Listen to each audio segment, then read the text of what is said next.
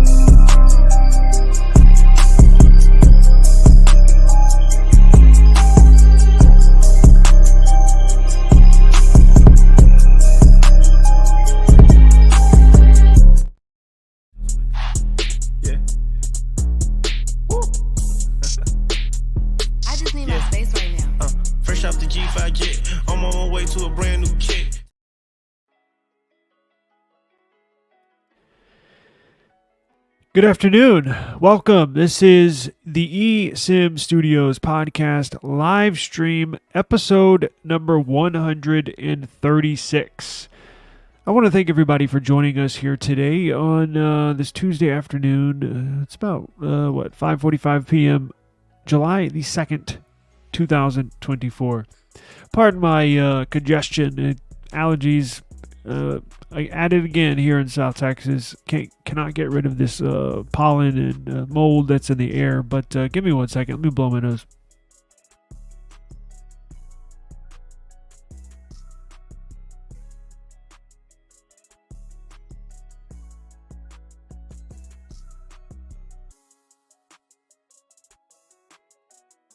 Okay. Apologize about that. All right, my goodness, do we have a lot of news today? Wow. Yesterday, I was not struggling, but, I was searching far and wide, every little nook and cranny in the tech world to find some stories that, of course, there's stories every day, but find stories and headlines, topics that would basically fit what we discuss here at eSIM Studios. Before we get in, but today, the total opposite, right? So we got headlines on headlines on headlines stacked. So we're going to get through this pretty quick. I'm not going to make this a long one. I'm going to try. In the past, we're on episode number 136. Typically, the average length is about an hour. I did yesterday was in like 30 minutes, and I think that was great. I think an hour, maybe a little too long, so I'm going to try to keep it in between 30 minutes, 45 minutes. Today may go a little, farther past 30 minutes, but we'll get through it. Before we hit the headlines, I want to let everybody know, and actually yesterday, I'm going to start doing this as well on a consistent basis. After the live stream is done, I'm going to cut the intro or the ads that I run and basically re-upload the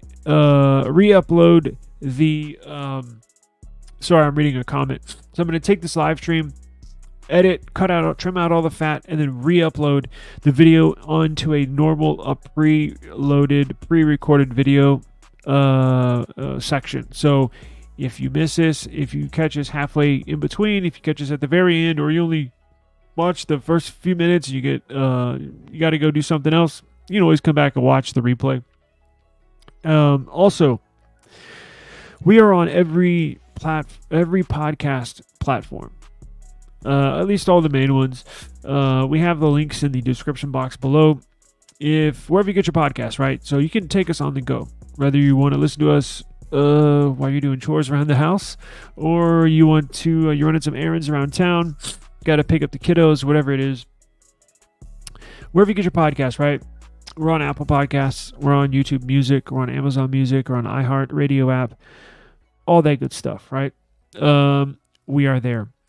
So Brian says, I see you have a Facebook page. Do you have any plans to expand on it? I do. Actually, I'm actually going to live stream from there. I think it's a newer page. That's why there's not much information, and that's why it's not really filled out. I'm streaming on Twitter, on Instagram, and on a few different YouTube channels, right? When I'm fully rocking, we're going to be streaming on like 10 different platforms.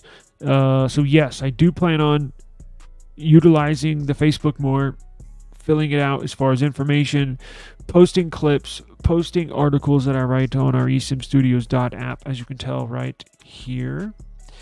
If you go there, that's where I'm going to pull all their news from. Also write articles. So yes, we will be expanding on it. Now, I am going to live stream on there. However, since it is a newer page, they restricted me to wait 60 days before I can live stream. I don't know why. I looked into it, but it's just the way it is. But yes. And you know what? It's so new. I don't even know what the... hang on. I have my other computer down here. I don't know... I think it's facebook.com/eSIM Studios. Shoot, you might be able to tell me. I'm on so many different platforms. Facebook, where the hell is it?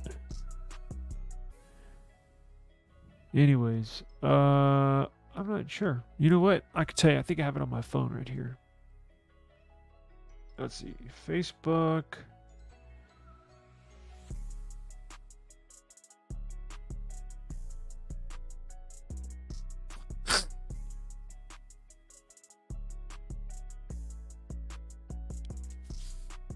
Yeah, Facebook eSIM Studios. So here it is right here. I have 1 like and 1 follower. So yes, so I will start filling that out. And as far as Twitter as well, I'm going to post clips, articles, stuff like that.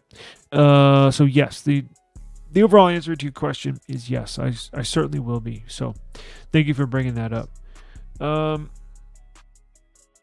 Let's see. So if we go, that's you. That you're my 1 like and 1 follower. Thank you very much. I appreciate it. Don't forget, Brian, we have if you go to eSIMstudios.app, we have a giveaway. In fact, I think we have a winner. Okay, so let's go to eSIM Studios. Let me share this screen and I'll show you what I'm talking about.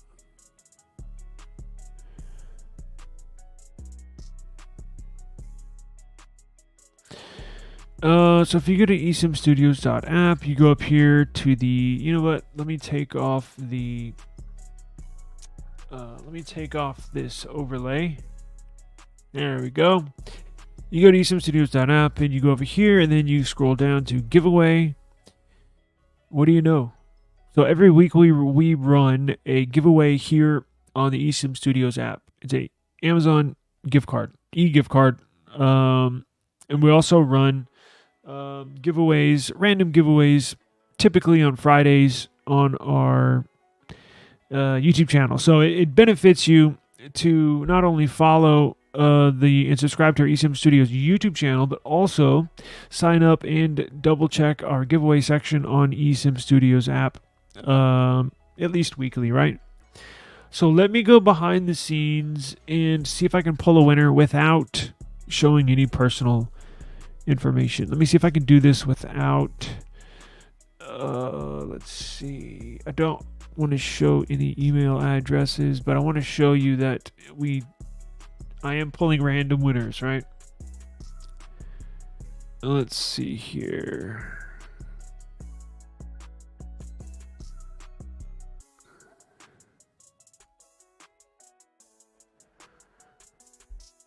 All right. Yeah, and then we'll get into the news. Man, we got a lot of news. So I'm going to try to get through this quick, right? Let's see. Competitions finished. Ended one day ago. And then we'll pull a winner here. I'll send out the e-gift card. And then probably this afternoon, I'll send a notification out. So if you go to eSIMstudios.app, after you go to our website, our web app, it'll ask you after about 15-20 seconds of being on our site, it'll ask you, do you want to install this on your home screen? Simply select yes, add to home, and it'll work on iPhone, Android, laptop, MacBook, tablet, whatever you have. It'll install it on your home screen just like a regular application, right? Now, that's beneficial because every time I post a new competition, a new giveaway, I'll send out a notification to your device. Hey, we posted a new giveaway. Simply click here to sign up, and we will do that. So let me go. Let's go ahead and pull a winner and see who it is. One winner is unpicked. So let me see if I can do this without showing. All right, so I'm going to draw a winner right now, but I'm not going to show it just because I don't want to. Let's see how I can do this. Oh, wow. Ryan Clitty. He won last week's giveaway. Let's see. I will. You know what? Stay tuned. Just to show proof, I'm going to have to blur out his email, but I'm going to screenshot this, blur out the personal information, and then release it as a YouTube community post, right? Just to show everybody, hey, this is the winner. Blur out the personal info, and then like Brian was saying on Facebook, I'll also be posting the drawings and giveaways on Facebook, right? So you will be notified on Facebook and all that good stuff. So Ryan, was it last week or a week before? I can't remember, but recent winner. We've had multiple winners here, so that's why it's beneficial for y'all to subscribe and stay in touch, because we do give many giveaways here. So let's get into the news, right? So check this out. Let me go home. Well, what do you know? So we have iPhone. Oh man, we got big news. Yo, y'all are not going to want to miss this. I totally forgot. I don't know how I forgot, but I just did. Oh, I just remembered. iPhone news, Pixel news, Samsung Galaxy news, ginormous news that you're going to want to stick around for. But we've been live for 13 minutes. I'm trying to make this quick, so let's get into it, right? So did all of y'all see this? Did all of y'all see this new pink Pixel? Wow. This thing looks amazing. Now, not only the design, y'all know I love this design, but that is pink as hell. That's like a Pepto-Bismol pink, right? Now, there was a video, and I'm going to show you a video so you can see what it looks like in all angles. Now, I edited the video because there was a YouTuber that copyright struck me when the release of these new Pixel 8s came out. There was a video just like this. And I was like, whoa, I found it on Instagram. Or no, I don't know. I found it somewhere. And I put it as a YouTube short. I uploaded it as a short because it was like a 10-15 second video like this one of the Pixel 8 Pro. And I'm like, oh crap, have y'all look at this? And it was like one of the first videos of it. And then maybe a month or two later, I got a copyright strike by another tech YouTuber for using, and he had copyright, or he technically owned the video, but it wasn't even him in the video. It was some guy like this in the Middle East. So I learned my lesson.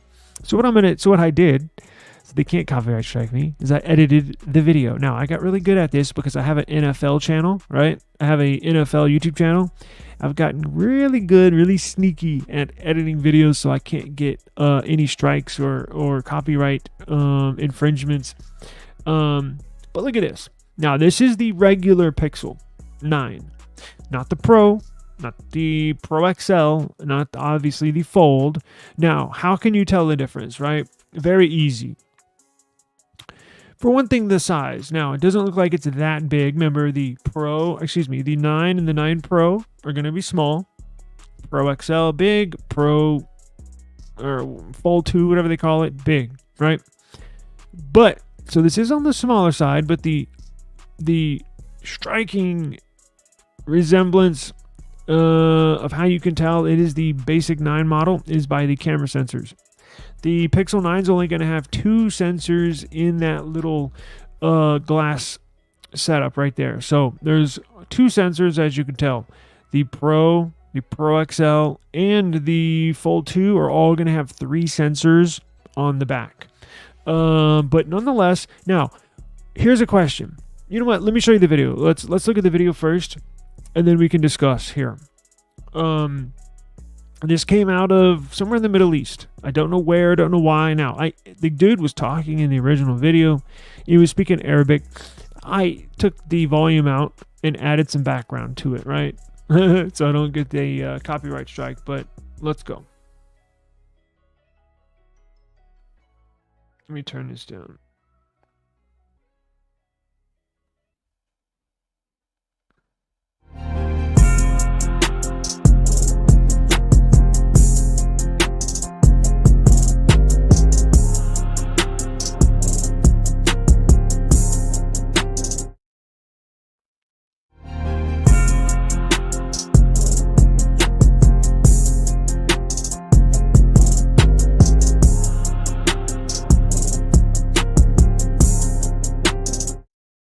Absolutely beautiful looking device, right? Beautiful looking device. Hope it's coming through fairly okay on your end. It looks like it is. Beautiful device. Now, I'm not going to be getting this color, but I think it's good that they... Now, look, this is a far cry from... Now, look, I'm going to show you what the original pink looked like, right? Let me show you this. Watch this. So here is a picture of what the pink looks like before we got the video. You can tell on the left side, it looks very bland, right? I mean, it looks, it does not look bold. It looks bland, sort of faded pink, right? Kind of like it doesn't really stick out, doesn't really smack you in the face with the color. But it makes me wonder, right?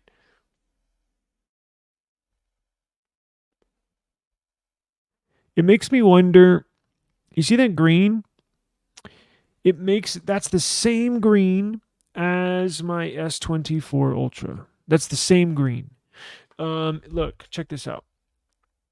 Let me remove this. It's the same green as this. Right? Kind of faded green. It makes me wonder, are all the different colors that they're going to have, are they going to be as bold as that pink? Is it going to be as bright as that pink is going to be? So is this green going to be a bright neon green? I certainly hope not. I like the mint green. It's not that this S24 Ultra has. It's not in your face. It's kind of there. Look, everybody's different. I get it. But it just makes me wonder, Are they going to have, are all the colors going to be this bold? Because that is a bright, bright pink. Very, very bright pink.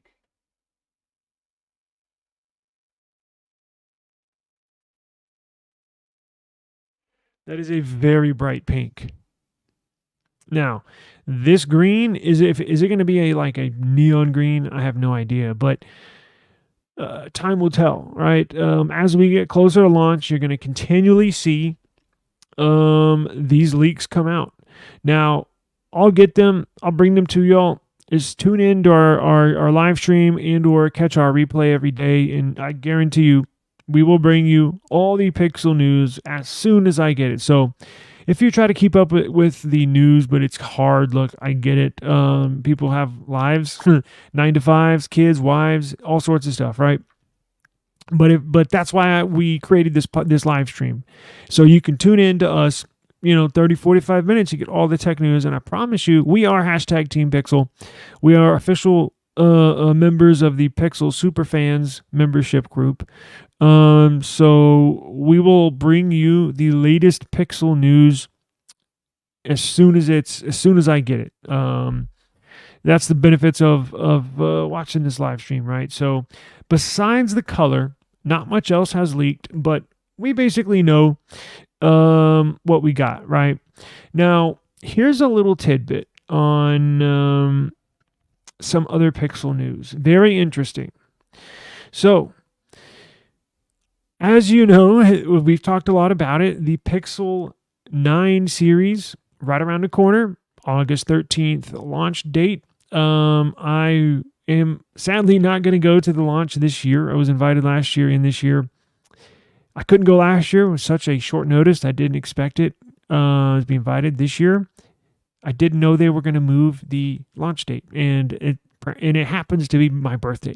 So I already have plans this year. So it is what it is. But as we get close to this 9, these devices take years and years and years to come to fruition, to develop, to actually launch, right? And the team at Pixel, the Pixel team at Google, is not only getting ready to launch this 9 series, but they're working on the Pixel 10 series in the background, and Pixel 11 and Pixel 12, probably 13. But we got news that they have finally stamped, signed, sealed, and delivered the design, the makeup, the CAD renderings, everything ready to push to the manufacturer for the Google Pixel 10 series CPU. The Tensor G5 CPU design is a go. So what does that mean? That means after all the testing, after all the different prototype CPUs they've developed, after all the CAD designs, after all of the R&D, research and development, it's a go. So they've narrowed it down. Again, this has been in development for years. And yesterday we got the news that it's ready. So what does that mean? Now, of course, the 9's coming out. No, the 9 is not going to have the CPU. The Pixel 10 is, right? But this is Google's first CPU in this time next year. The Tensor G5 and inside the Pixel 10 is going to be their first CPU built, designed by Google, built by Google, and sold by Google from the ground up. All the Tensor chips previously, G1, G2, G3, and the upcoming G4 and these Pixel 9, was all an Samsung Exynos-based CPU. The Pixel 10, next year's Pixel 10's CPU, the Tensor G5, completely designed, built. Well, I guess technically they're not building it because TSMC is the one that's building it, manufacturing it. But they got their CPU after all the testing, after all the prototypes, as I mentioned, they got it. Now they're going to send these design. They're going to send this mock-up to TSMC. Now, I know the Pixel 9 is coming out here in just a few weeks, but not soon after, right? So talking about possibly the September, October, you're going to start to see leaks of performance tests from this CPU because they're benchmarking it. They're putting it inside. They've made Pixel 9 phones. Now, this is just for testing. This is just for Google internal testing. They have a Pixel 9, basically, which probably will be the Pixel 10. I'm assuming the Pixel 9 is going to look similar to the Pixel 10. They have that design language. I think they're going to sit on this design language for a couple years, at least. Maybe, probably at least 2 years, maybe 3.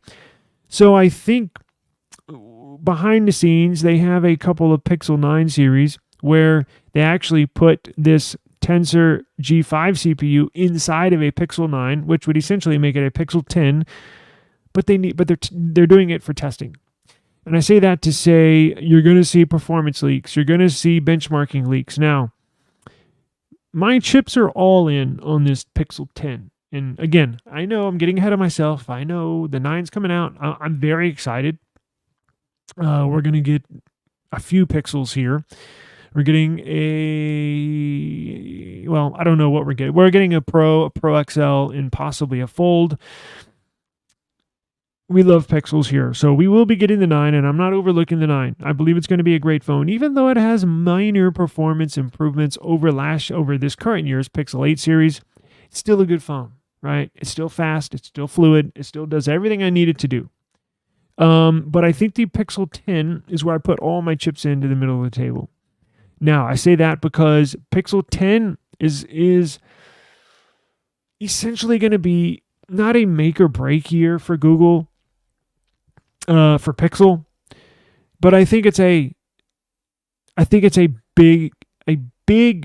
ginormous year if they want to make real movement, if they want to get a strong foundation for the Pixel, meaning this is Pixel, this is what we do, and this is the very best Android phone you can get. Now, that incorporates the software, the AI, and everything you can do with that, but the CPU is the heart and soul of the device. And I know benchmarks don't mean everything, but they do to a lot of people, right? I've said it before. It's like when you're buying a car or a sports car, right? Say you're getting a new Corvette. You always look at the stats. Well, what does it do in the 0 to 60? What does it do in the quarter mile? Well, those are really, really good numbers, but you and I know you're not going to be flooring it at every red light to see how fast it'll go, right? You're not going to be doing a quarter mile all the time in it. No, you're going to drive it like normal, right? It's just like a phone. Benchmarks don't mean everything, but it does mean something. So I believe they're going to need really not the best benchmark numbers in this Pixel 10 or this G5 from this G5 CPU, but they're going to need respectable numbers. So you don't have to beat the Snapdragon 8 Gen 4. You don't have to beat the new Apple CPU, which we're going to get into, but you're going to need to be up there. You can't be blown away by your competitors because you're going to get laughed at. Not from me, but from people on Reddit. People are going to blast Google. People are going to blast Pixel, even though it's baseless, right? And most of those people don't know what they're talking about. They need to come watch our YouTube channel. But look, they have it ready to go. Now, this new Tensor G5 CPU is using TSMC's second. Ooh, this is a good one. I forgot to mention. So TSMC, if you're not familiar, they're a manufacturer. They specialize in chips, in CPUs. They manufacture and build CPUs from Apple, right? The Bionic chip, Apple sends them the mock-up of the schematics of their upcoming Bionic chip, and they send it to TSMC. And then TSMC manufactures them, produces them, and then they ship those CPUs to another plant in India where they put all these parts together and then make it an iPhone. Same thing with Google. Snapdragon, Qualcomm, they use TSMC to manufacture, to build their chips. Google's going to get in the game with the big boys and use TSMC to manufacture and build their chips. Now, why does that make a difference? Why can't they have somebody else do it? Well, TSMC is world renowned for, they have a certain process that they build CPUs that is actually patented. So nobody else, no other chip manufacturer and or maker can build a CPU just like TSMC. They've gotten it so good that nobody else can do it. They patented their design. And they're going to build Google's new Tensor G5 chip in the Pixel 10 is going to be built upon TSMC's second generation 3 nanometer node. That may fly over a lot of people's heads. The 3 nanometer node is the 3 nanometer node is a technology's latest and greatest mobile chip as far as what it's built on. Second generation means it's theoretically even better. So this is TSMC's latest and greatest technology at building Google's next CPU. So very, very good news. I do have some more information on here. If you're interested, come see this article and we can get into discussions later. Tomorrow, we might do should you skip the Pixel 9 and wait for the Pixel 10? Right? In some cases, maybe. In some cases, maybe not. But why don't we discuss that tomorrow? I got a lot of news to get into. So join us tomorrow and maybe we'll discuss. I don't know. It depends on what phone you have. It depends on each person's specific situation, basically, right? Join us tomorrow. We will discuss that. Now, let me, where are we at? What happened to my background music? All right. Now, check this out. Speaking of, let's round out this Pixel news. So speaking of the Pixel 9 series, I did not like this news. And I'm sure it's not gonna sit well with many other people, right? So if you don't know, Windows, so this new Google AI in this new Pixel 9 series is gonna have similar software features to the new Windows Copilot Plus laptops. And these new Windows Copilot Laptop Plus machines have the new Snapdragon X Elite CPUs, right? And part of one of the features inside these new laptops is it basically internally takes a screenshot every 3 seconds, every 5 seconds, and stores that internally.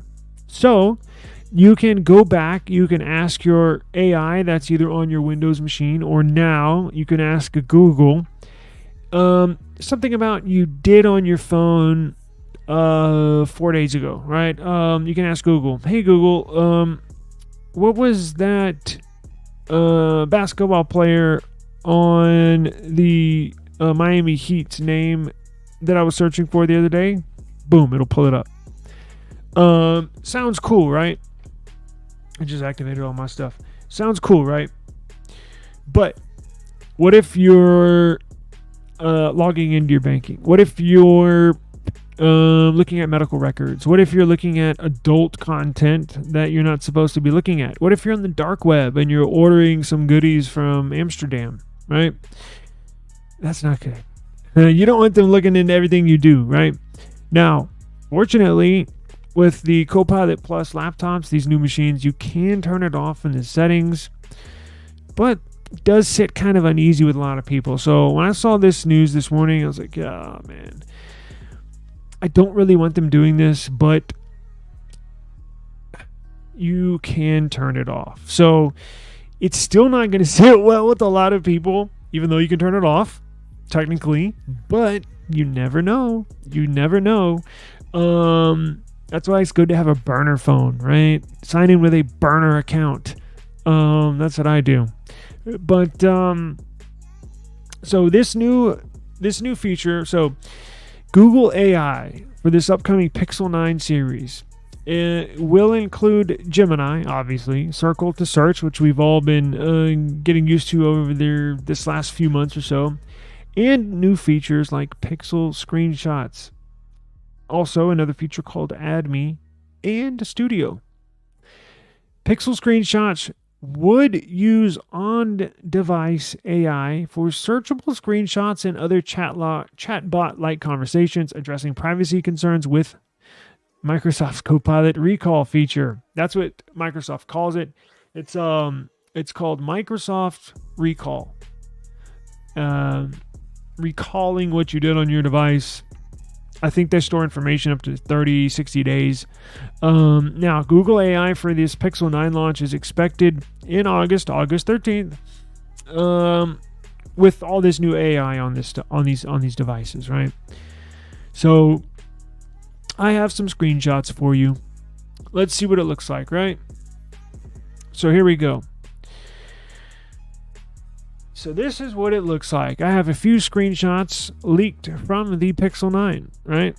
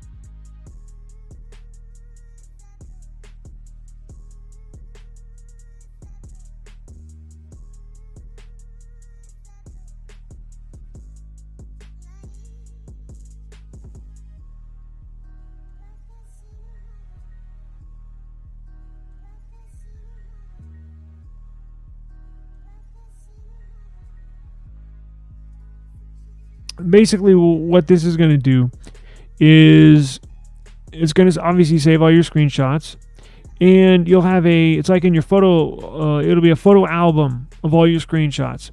And then if you took a screenshot of, let's go back to health. Let's say you're reviewing your HIPAA information or something, right? And you can't remember the name of that condition you have, or the doctor just diagnosed you with something, but you can't remember what it was. But you can simply, in that screenshot photo album, you can go up to the search bar and search doctor or something of the sort, and it'll physically, well, I don't know physically, but it'll search your text and pictures it's on each and every screenshot that you have. And it'll present to you the ones that it finds that's relevant to doctors, to health, and stuff like that, right? Now, another thing I just noticed, it says up here, when you turn on the app's AI. So they may have a kill switch in here, and I'm sure they're ready for the questions. Everybody's seen what Microsoft's been roasted for doing this. Microsoft or Copilot plus Recall. They've been roasted in the tech media. I'm sure Google has been prepped for this. I'm sure they know what to say when asked about it. And I think they're going to build in a kill switch. So essentially, you can turn this on and off just like you can with the new Windows Copilot Plus laptops. Let's look at this third section, right? If you turn on, see, there you go again. If you turn on AI processing in Pixel screenshots, the app will use AI to summarize your new and existing screenshots and answer your questions about information. How data is managed. Pixel Screenshots requires access to your media files. Content saved to this app will be stored and processed on this device. This may include images, text, associated metadata, and AI-generated content. You can turn off AI processing. There we go. Of new screenshots by going to Settings in the Pixel Screenshots app. You'll still be able to take screenshots and view them in the app, but they won't be processed by AI, and you won't be able to search them for information in the future. So there is a kill switch they're gonna bake into this new screenshot feature. So privacy, obviously a big concern. So we'll have to, now they said it will be stored on device, which means they will not upload any screenshots you take or any screenshots they take to their servers. So I basically have to take their word for it. But that's what they're telling us. So being interested to see, possibly tomorrow we'll get into it some more to see if you're going to use this feature or not. Because I don't know if I am. I'm still iffy, right? Just don't know. But we'll discuss tomorrow. OnePlus 13. OnePlus 13. You know, I've had this OnePlus 12. I'm using it as my daily driver. I have my main SIM card in the OnePlus 12. And I simply love this device. I recommend it to anyone and everyone that's looking for a new device, but not paying flagship prices, right? Premium prices. So this is a premium flagship device at mid-range prices, right? I think you can find one of these for $600 now, maybe $650, no more than $700 for this, right? This is, in my opinion, every bit as good as the S24 Ultra. Now, it doesn't have an S Pen, obviously, but OnePlus has made huge improvements. And today's news messed up my video I was going to upload with the camera comparison between the OnePlus 12 and the S24 Ultra. A little sneak peek, because I am going to upload it here in the next day or two. The OnePlus 12 takes better photos. Let me repeat this. The OnePlus 12 takes better photos than the S24 Ultra. Clarity, picture quality is better. Hard to believe, but true. And this is half the price, right? $600, $650. This $1,200, $1,300. Now, I do recommend this. Anybody that's looking for a badass new phone, this is it. Now,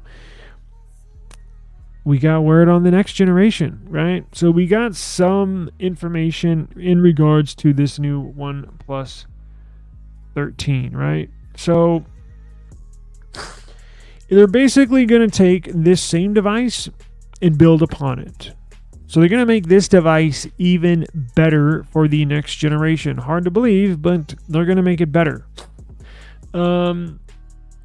It will be launched in January, right? It was actually launched a week before. This OnePlus 12 was launched a week before this S24 series.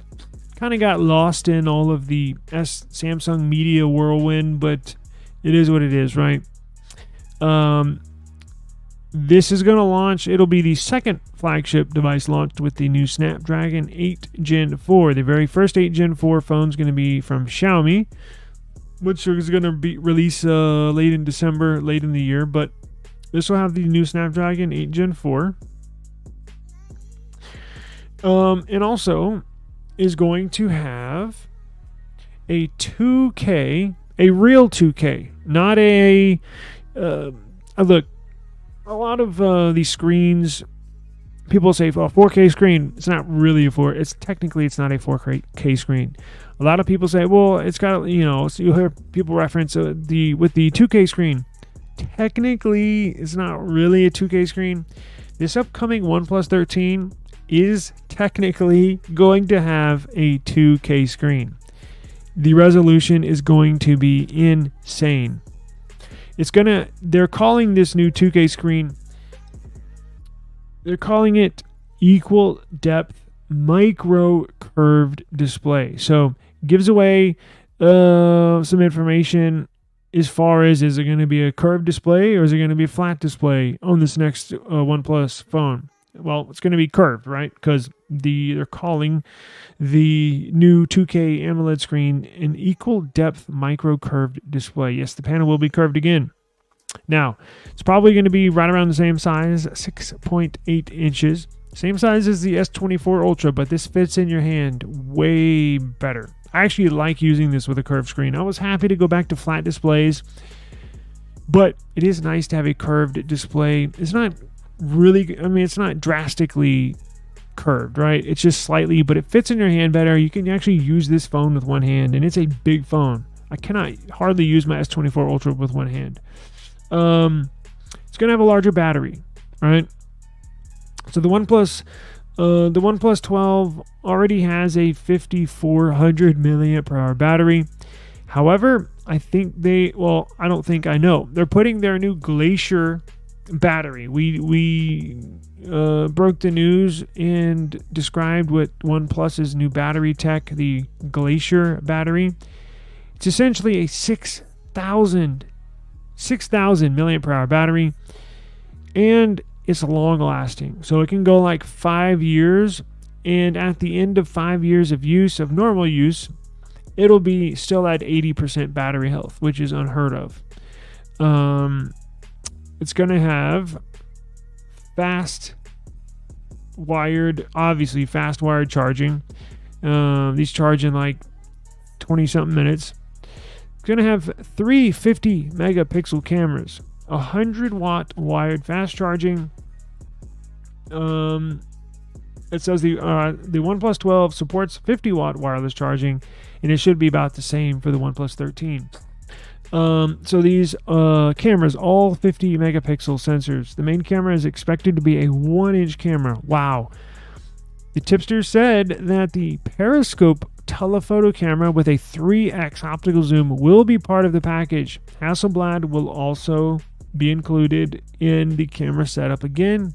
Great news. Hasselblad made a phenomenal camera setup in this device.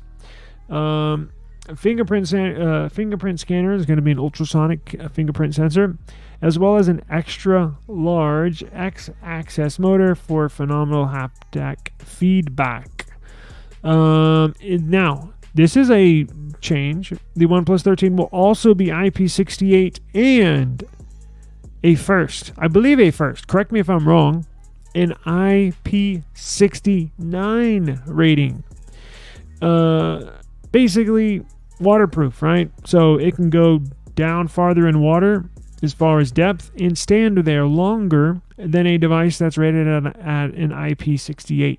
So OnePlus is finally going to get their phone rated for waterproofing, which is a good thing, right? Now, the OnePlus 12 they didn't technically rate this, get an IP rating for this OnePlus 12, but insiders say that technically this is a IP65 rating device. So they are going to, I think, officially get it certified now for IP ratings.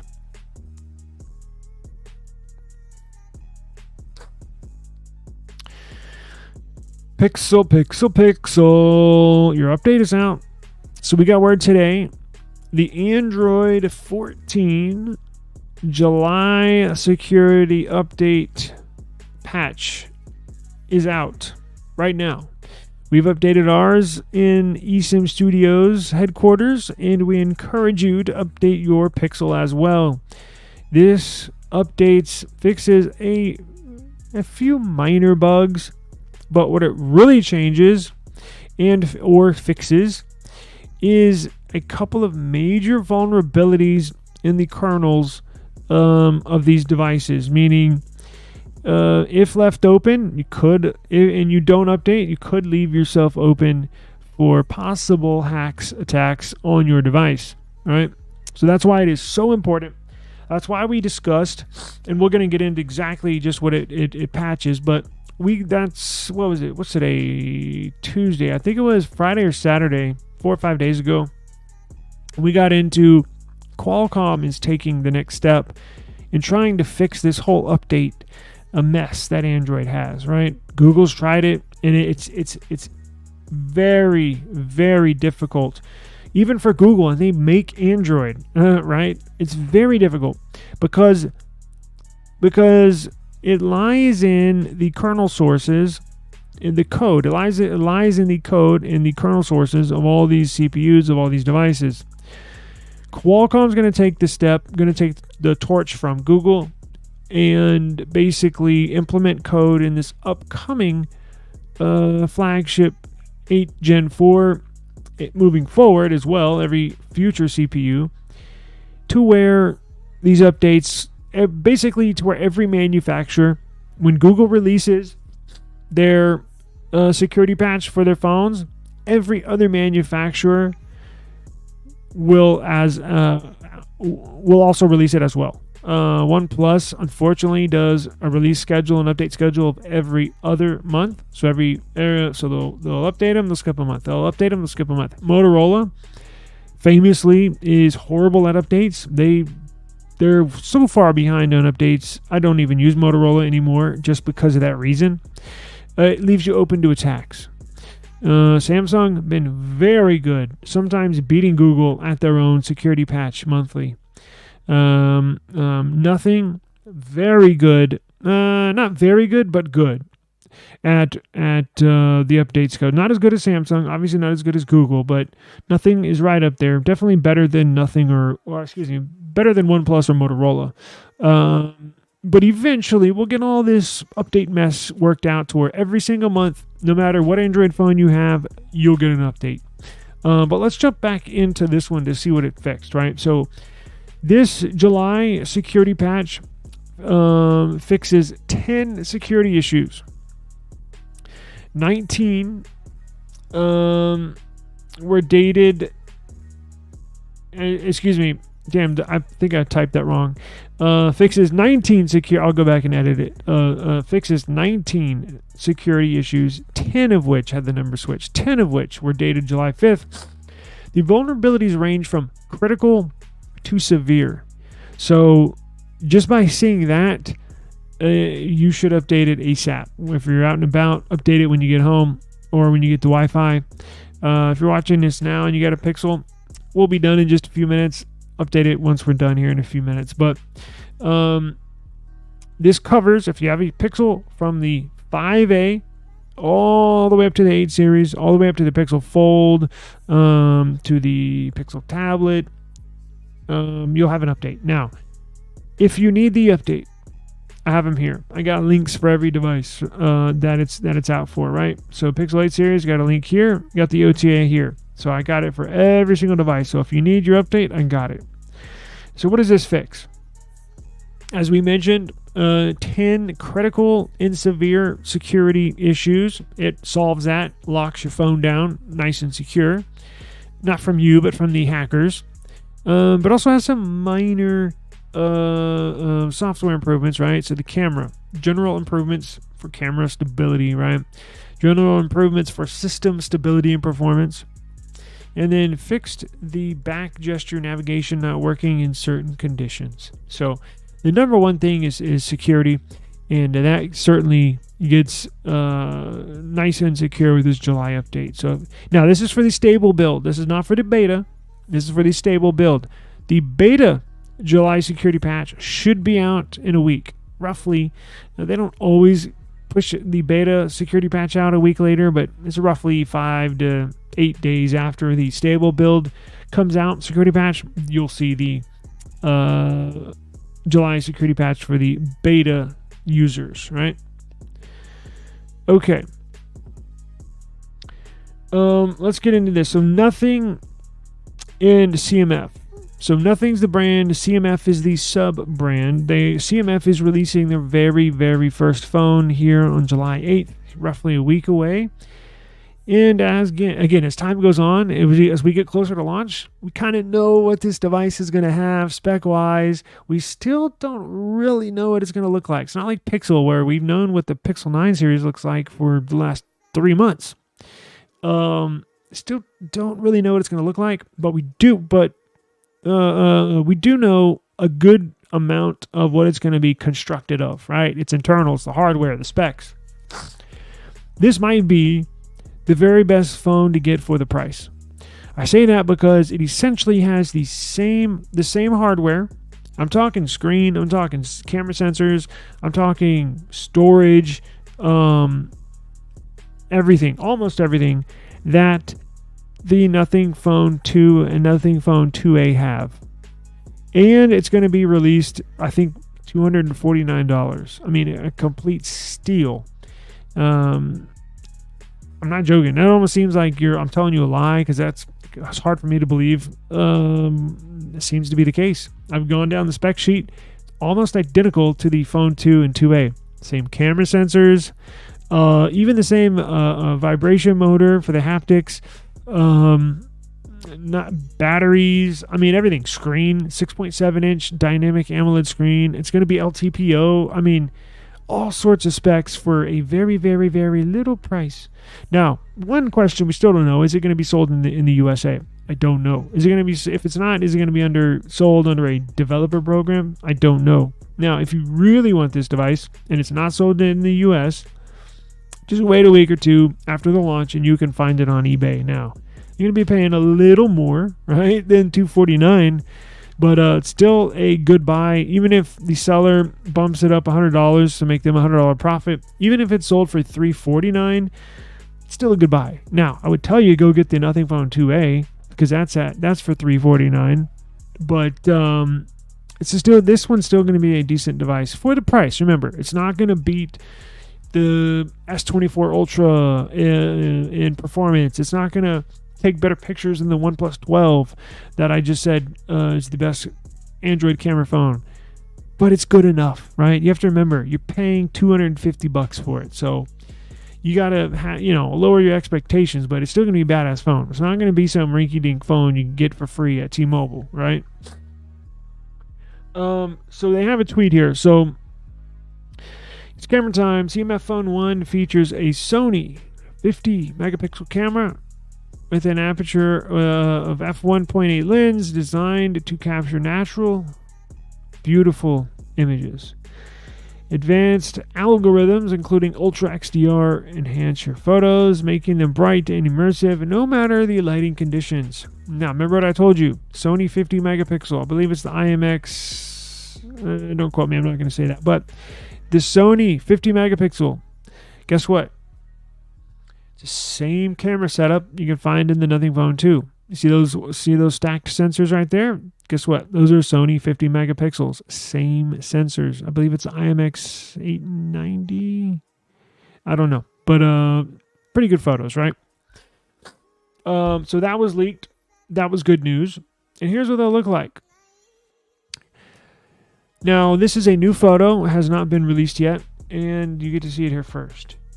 So it has, that's what I'm saying. It's the same size. It's the same look. It's the same parts as the Nothing Phone 2, except the back is plastic on the CMF phone. This is glass. The sides of the CMF Phone 1, plastic. The sides of the Nothing Phone 2, metal. So internally, parts-wise, it's going to be the same phone. They're just not putting premium parts on the outside. Now, it looks cool. Like, they're going to make it a cool design and everything. But same camera setup, right? Probably using the same logic board. Probably using a lot of parts that share the same part number with the Phone 2 and 2A. So that's good news, because the Phone 2 and Phone 2A from Nothing are fantastic devices. So this is a good thing. This is a very good thing. So I can't wait to get my hands on this and test it out. So it's gonna, please subscribe to our channel. We're gonna review the launch of this phone here next week. And 2 days after this, the Samsung Unpacked event is going to be live. So we will cover that in a live stream as well. We got a ton of activity coming up, because not only do you get the the CMF Phone 1 launching here in a week, 2 days after, as I mentioned, you get the Samsung launch with the new foldables that are being released, the new watch, the new earbuds. And then a couple weeks after that, guess what? We get new Pixels. Whoa. And then guess what? After that, a few weeks after the Pixels get launched, we get new iPhones. Whoa. So we're going to have a very, very, very busy next few months. Now, getting into iPhones, I'm going to save the best news for last, right? So bear with me. Let's get to this iPhone news, and I have a shocker for you here in a second. So, the last 2 years, Apple would put their very best CPU in only the Pro and the Pro Max models, right? So what Apple would do is put what are we on? Bionic. We're on Bionic A17, right?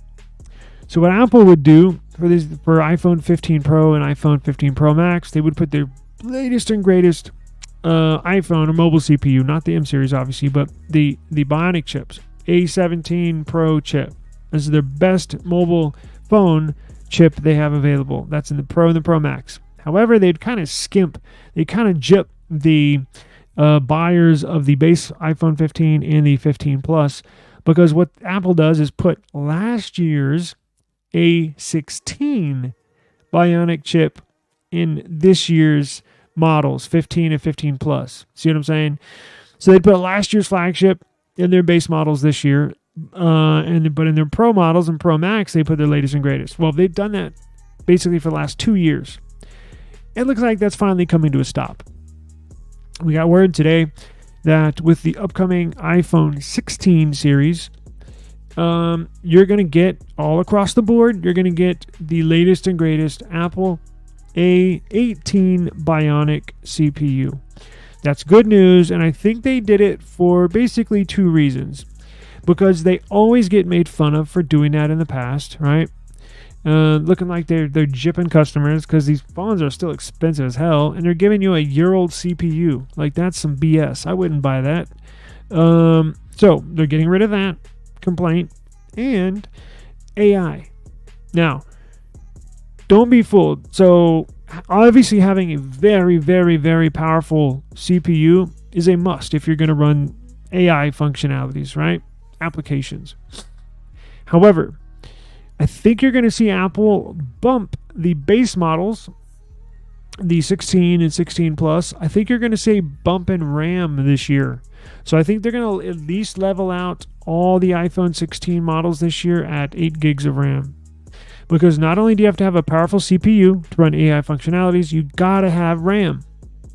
RAM, random access memory. So whatever you're doing on your phone right now, it is storing wherever you're watching this, laptop, even a TV, but for phones, for tablets, for computers. Whenever you're on your phone watching this live stream, it stores this live stream in your RAM, in your random access memory. It also stores all the other apps you have open in the background, right? So when you go back to, let's say you're watching this live stream, but you are reading an ESPN article, right? It has to save that metadata, that data from that ESPN article. So when you go back to your recent applications and you select that article, it'll pull it up without having to refresh the page, refetch that data. It's already there. So that's in your RAM memory. Now, when you're running AI stuff, it uses a ton of memory. It needs a lot of RAM. So I think for those 2 reasons, not only being made fun of, but also moving forward with this AI stuff, they're going to have to put the new flagship, they're going to have to put new CPUs in all of these devices. They cannot skimp the customer anymore. But that's why you saw the iPhone 15 and 15 Plus this year not able to test to those AI functionalities in iOS 18. So if you were in iOS 18 beta, cannot run the AI stuff on the 15 or 15 Plus. Only on the 15 Pro and 15 Pro Max, because it has a better CPU and it has more RAM, right? It has 8 gigabytes of RAM. Still not enough in my opinion, but Apple's slow to get in the game on this RAM thing. My OnePlus 12 has 26 gigs of RAM. Believe it or not. Now, that's virtual RAM and real RAM. 26. My S24 Ultra, 20 gigs of RAM. 20. iPhone, 8 gigs of RAM, and that's on the Pro and Pro Max, right? The 15 Plus only have, I think, 6. So they're slow to adopt, and they're going to have to bump up their RAM if they want to succeed in this AI thing. So I know they're taking it a little slow, but they're going to have to speed up that hardware in these next iPhones. So be on the lookout. The really, really cool iPhone, the one that's going to get me, and y'all know I'm not really an iPhone person. So this year's the iPhone 16, right, in a couple months. Next year, iPhone 17. For all y'all that don't know, iPhone 17, this time next year, Apple's going to release an iPhone Flip. That's correct. A foldable iPhone. No. I have it backwards. My dumbass. Sorry. I was getting ahead of myself. Well, they are going to release it, but not in the 17. On the 17, I'll have to edit that out. In the iPhone 17, I was leading up to something dramatic, and I just totally screwed myself. In the iPhone 17, next year, they're going to release an iPhone Slim. An iPhone Thin, iPhone Slim. So they're getting rid of the Plus. So there will be no more Plus.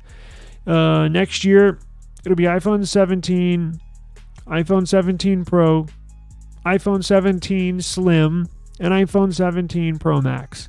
The Slim, the Thin, is going to be razor thin, just a few millimeters thick. It's gonna blow up the internet when they announce it and or show it.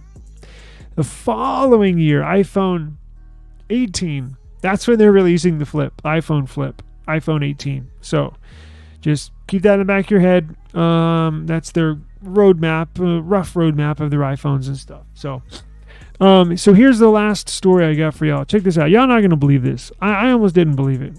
But look at this. This is incredible. If you have an S24 Plus, you might want to hold on to it. If you have an S24 Plus, let me repeat. If you have a Samsung Galaxy S24 Plus, you might want to hang on to it and not sell it because it might hold its value. No, in fact, it will hold its value. It's going to basically turn into a collector's item. And I kind of see, although it's sad, I kind of see why Samsung decked out this Plus model this year.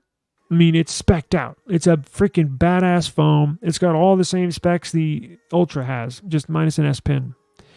And the 200 megapixel sensor, but who uses that anyways? Check this out. You're not going to believe this. Samsung's getting rid of the Plus model. Yeah, you heard me right. So the S25 Plus is going to be non-existent. That's correct.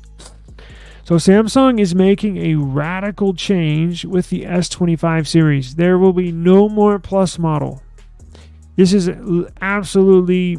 I thought they turned the corner with this Plus, right? Nobody was buying the Plus in the past because the specs were not up to par with other devices in its same category, like OnePlus or even the iPhone. Because they would stick with 8 gigs of RAM and not a really good screen and... it just not really up to par. This year, they did not miss one single. Everything is top-notch hardware in there. I thought they turned it around. I was like, wow. Well, moving from here on forward, this is going to be This is going to be the device to get. Speccing it out. And now we get word that they're deleting this SKU, this model. I don't know why. And again, the previous years, the Plus model didn't sell well because of, my opinion, it was kind of stuck in the middle child. But they didn't give you any reason to buy it, right? Because, again, the specs were low. This year, again, I thought they'd turn a corner, spec'd it out. Moving forward, they're going to sell a ton of these. I guess I was wrong. I don't know. So Samsung's plans for the next S25 series, they're slowly taking place. Again, as we get closer, we get a little more information here, a little more information there. And we kind of know what the device is going to look like before it's launched, right? And the S25 Ultra, we know now it's going to have a different camera setup on the back, and it's going to have a rounded design. So the S25 Ultra, this is the 24, the S25 Ultra is going to be rounded. See how squared that is? It's essentially going to look like the S24 Plus. Now, I have a reason why I think they're doing this. So it's going to essentially look like the S24 Plus this year. Now, the S25 Ultra, again, will look like the S24 Plus, but with an S Pen. So I think the reason why they're not going to sell the S25 Plus is because essentially the S25 Plus and the S25 Ultra are going to be the same device. One's going to come with an S Pen, one's not. So how could Samsung, the S25, if they were going to continue it, brand new, what did it start out at? $1,000 for the S24 Plus? And then the S24 Ultra, $1,300. So if they basically made it look identical, just the only thing missing really was an S Pen, how could Samsung ask for the S25 Plus at $1,000 and the S25 Ultra at $1,300? Essentially means that S Pen is worth $300, right? Because that would be the difference. Again, there is that 200 megapixel sensor, but again, it's rarely used. It just is. Only when you're taking shots of the moon, right? That's when you use it. I think that's why they're doing this. That's the only thing I've been sitting on this for a couple hours. That's the only thing I can think of. If I'm wrong or if you have a different theory, please let me know. It's a shame, but I don't know. It would be too similar to the other device is my guess. So how do we know this? Well, the model numbers got leaked. As you know, they're doing testing on these other devices. The S25 series is already in real life. It's out here. They're testing it, right? That's how we know. We got model number listings for the S25 series, and in those model listings were nothing that referred to the Plus model. As you know, I broke down the model numbers here in this article. You can go through it. I got to get out of here, so I'm not really going to go through it, but it explains how we figured out why there's not going to be any Plus model, right? And I go through some of the history, kind of like as I just described. I'm not going to read this article to you because that would waste your time, but I essentially broke down as to why I believe they're going to delete the Plus model. So essentially, you're going to have two models, I think. Right now, you're going to have an S25, which is going to be a smaller. Now, here's what they might do. So they're going to have an S25 and an S25 Ultra. I think they're going to increase because the S24, the base model, S23 base model, kind of too small. I mean, for me it is. I would like it to be a little bigger. And to be completely honest, I think the perfect size for a big phone is 6.7 inches, right? I think the perfect size for a small phone, quote unquote small phone, is 6.4 inches. I know that doesn't seem like a big distance. And in fact, Samsung might increase. Well, the Ultras have been a 6.8. So if it's going to look like the S24 Plus with an S Pen, what they're going to do is increase the screen size. They're going to take that S24 Plus, increase it a little bit, screen size, and then put an S Pen in there. It's probably where the screen size comes in, where they make it a little bigger to fit that S Pen. I think they're going to, because look what Apple's doing with this year with this iPhone. Their iPhone 15 Pro was a 6.1 inch display. This year's iPhone 16 Pro is going to be a 6.3 or 6.4. 6.3 or 6.4, right? So even Apple is increasing the size a little bit from their small model. So I think Samsung, I think this is what their strategy is. They're going to take the S25, the base model, and I think they're going to increase the screen size a little bit.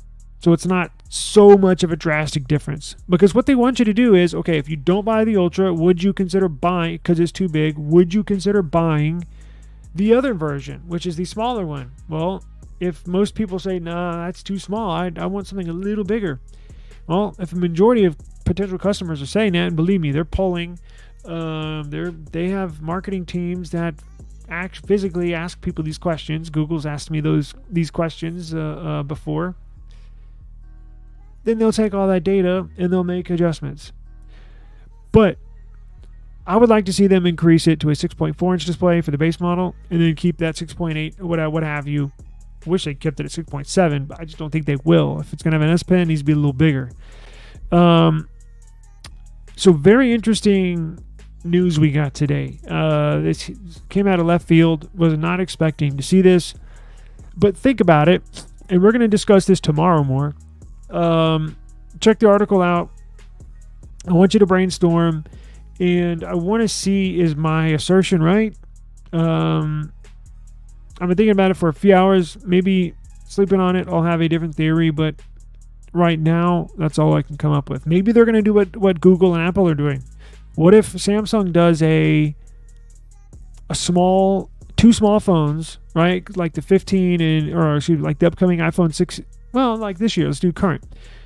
Well, I guess I can't because Pixel. Anyways, I'm thinking out loud. I'll shut up. So what if they do a 15 and 15 Pro like Apple does, same size, but one is spec'd better than the other, and like Google's doing, Pixel 9, Pixel 9 Pro, same size, just one is spec'd out more than the other. What if Samsung does that?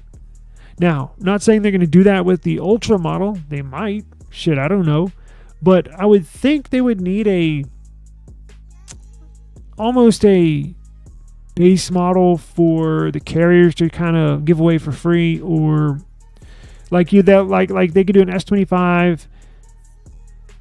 I don't know. I'm just thinking out loud, but let me know what you think. Sleep on it, and we'll all gather here same time, same place tomorrow. I'm going to go back and look at those model numbers. I actually have pictures, so maybe I'll do that tomorrow. We'll go through the pictures, because I was thinking, what if they do a S25?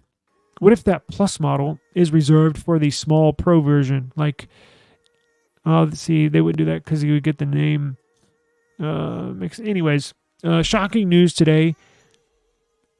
I'm just presenting to y'all what I got. So it could change, but it looks like this is what they're doing, because testing has already begun. And look, January is right around the corner. It's 5 months away? And look, they got to produce all these too. When you produce millions of devices, you can't do it a week before you launch these phones in January. You got to start producing them, like physically making them, probably in November, and that's coming up here in just a couple months. So, interesting news. And anyways, I got to run, guys, but I appreciate you joining me. Please go to our eSIMstudios.app. I'm going to post a new giveaway today, and notify all y'all of that. And trust me, join us tomorrow. I got even more good stuff for tomorrow's show. So appreciate everything. Hang on one second.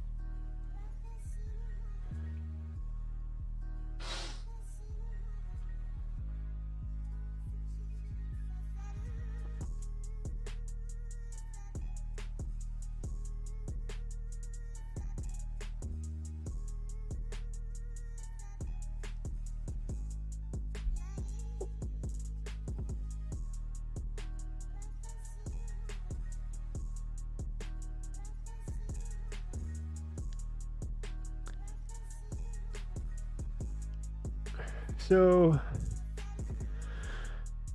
yeah, Vern is correct. In order to run Apple Intelligence, you're going to need at least 8 gigabytes of RAM.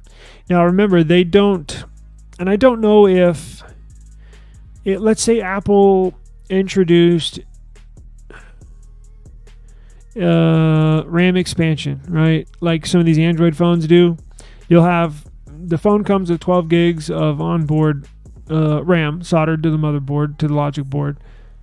But what if they offer, out of the 256 gigs of storage, what if they offer another 8 gigs of expandable RAM? I don't know if Apple is interested in doing that. I don't know. Now, that's an easier way. It's a cheaper way of expanding your RAM, because you don't have to physically put another 8 gigabyte stick of RAM onto the motherboard. You can just transfer it over from the internal storage. Now, you're going to have fast UFS storage or whatever they use to transfer that memory over. But you could see that. That's a possibility. I don't know. I haven't got any word if they're going to do that. I might look into that tonight to see if I can find anything. I'm sure that's been a topic of discussion in boardroom meetings. All iPhone 16s will use A18 because the A17 Pro is built on TSMC's N3B node, whereas the A18 is built on the N3E node, which is what we discussed in the Tensor story. I think you might have joined us. I don't know if you were there earlier in the show. We discussed Google Tensor's G5 CPU is a go. They finished testing, they finished design, R&D, everything. It's a go. So basically they're sending their schematics to TSMC for them to produce it. And it's on the new N3E node. So yes, I'm sure Apple's going to request I'm sure the new Apple silicone is in 3E node. And then Vern says, TSMC made the N3B node specifically for Apple when N3E was late and they wanted a 3 nanometer chip. N3E is compatible for N3P. And the new nodes have better yields. Yes, and that goes back to what Samsung has been having issues with their Exynos processor, and that's the same thing. Why you hear these stories that Samsung is considering putting MediaTek chips in some global variants of their upcoming S25 series and the Galaxy Tab S10 series. They were going to run, typically in the past, Samsung has introduced Snapdragon chipsets for the USA-bound models. And then they'll throw in Exynos, like this year, they'll throw in, I think it's a Exynos 2400 in other parts of the world, right? Samsung's having so many issues manufacturing this new 3 nanometer, and I don't know if Samsung's manufacturing process obviously is not as good as TSMC's. If they're using the new, maybe you could tell me, Vern. Maybe is there? Oh wait, I already know this answer. It is the way that TSMC constructs these basically is patented, correct? Meaning like Samsung couldn't copy TSMC's N3P or N3E node, right? That's like a specific build design that TSMC only uses, correct? If you're still watching. Let's see. Because here, where am I? Because up here, let me show you. This story right here, for the G5 CPU. Where was it? Was it in this story that I wrote? Yeah, right here. The chip is manufactured now. This is for Google's new Tensor chip, not in the upcoming Pixel 9 series that we're going to see here in a few weeks. This is for next year's Pixel 10 series, right? Google's kicking Samsung to the curb, and they're doing their own thing. But this new Google Tensor G5 chip that's going to be in the Pixel 10 is built, just what Vern was saying, on the new second generation 3 nanometer node, also known as N3E. So I'm pretty sure Apple is going to have these new Bionic chips built on the N3E technology, and I mean I'm pretty sure, but maybe you can correct me if I'm wrong. Please do. I want to make sure all the info I'm putting out there is correct. Let's see. the past tensor chips were built on Exynos for Pixels, the Exynos 5123 and Pixel 6 series on the 5300. Hang on, let me show you this old story. Not old, but let me show you this story right here. Where is it? Something, it was on the chips.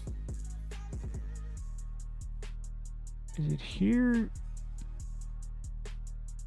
Right here. Check this out.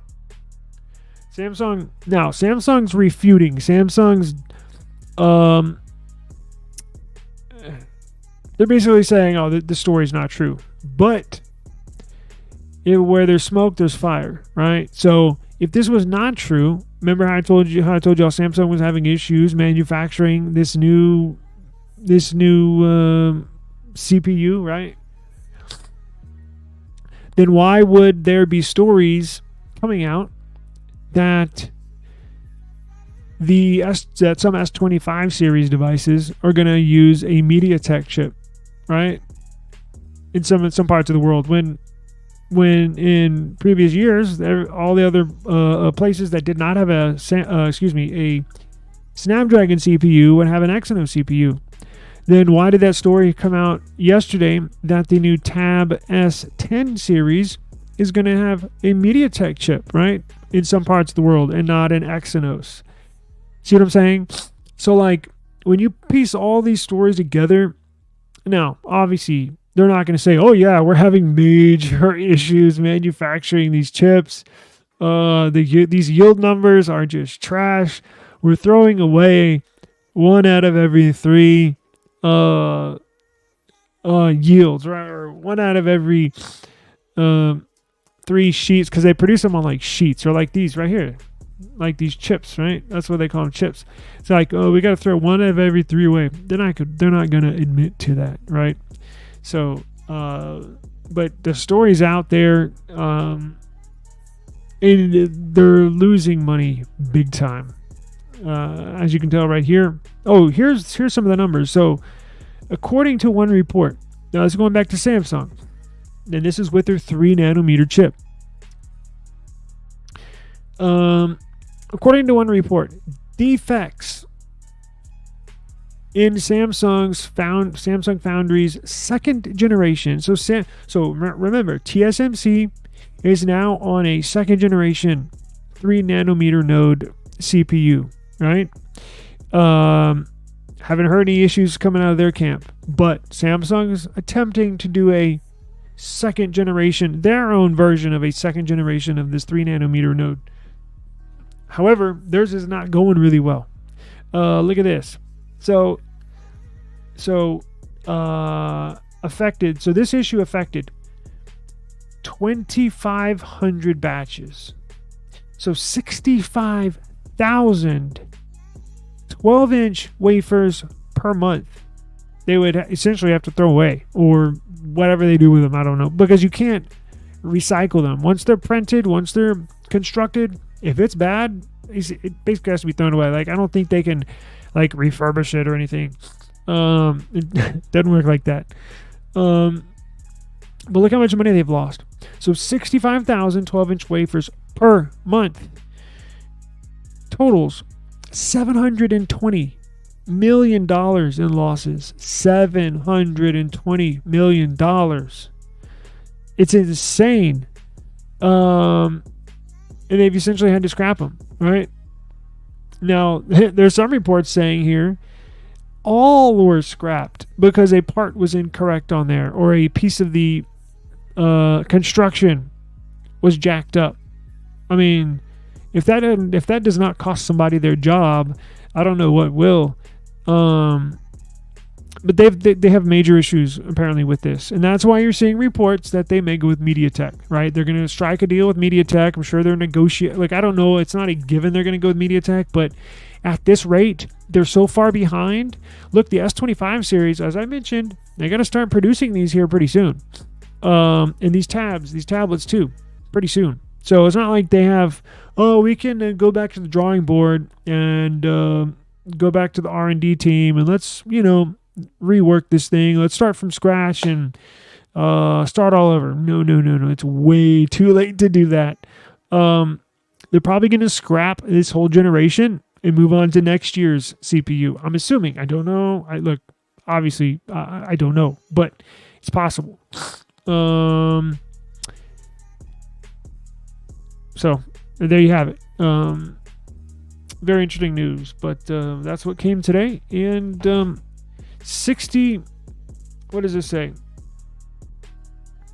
So the current production capacity of Samsung's second gen 3 nanometer chip is manufacturing process is 60,000 pieces per month. Now that's 60,000 chips. That's 60,000 wafers, and all those, the CPUs are on those wafers that I showed you in that picture.